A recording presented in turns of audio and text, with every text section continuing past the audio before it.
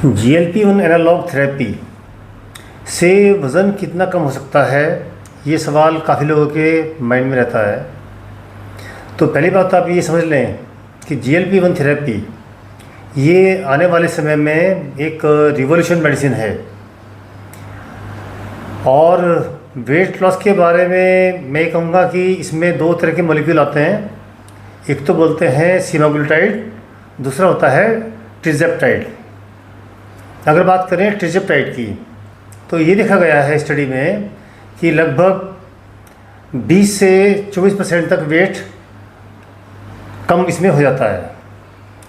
और जो दूसरा मॉलिक्यूल है जिसको बोलते हैं सेमाग्लूटाइड, जिसका ब्रांड नेम है वीगोवी या ओज़ेम्पिक, इसमें लगभग 12 से 15% 16% तक का वेट लॉस हो जाता है।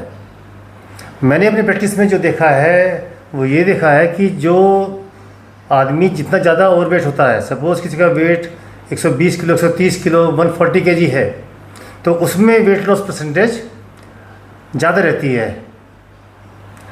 और आने वाले टाइम में ये ड्रग एक रिवोल्यूशन साबित होने जा रही है, क्योंकि 90% जो पॉपुलेशन है वो या तो ओवरवेट है या ओबीज है। GLP-1 एनालॉग थेरेपी से वज़न कितना कम हो सकता है, ये सवाल काफ़ी लोगों के माइंड में रहता है। तो पहली बात तो आप ये समझ लें कि GLP-1 थेरेपी ये आने वाले समय में एक रिवॉल्यूशन मेडिसिन है।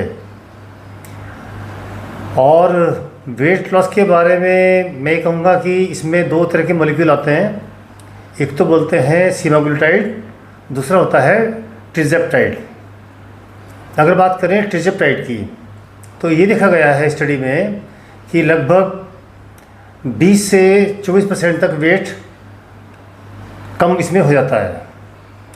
और जो दूसरा मॉलिक्यूल है जिसको बोलते हैं सेमाग्लूटाइड, जिसका ब्रांड नेम है वीगोवी या ओज़ेम्पिक, इसमें लगभग 12 से 15% 16% तक का वेट लॉस हो जाता है। मैंने अपनी प्रैक्टिस में जो देखा है वो ये देखा है कि जो आदमी जितना ज़्यादा ओवरवेट होता है, सपोज़ किसी का वेट 120 किलो, 130 किलो, 140 kg है, तो उसमें वेट लॉस परसेंटेज ज़्यादा रहती है।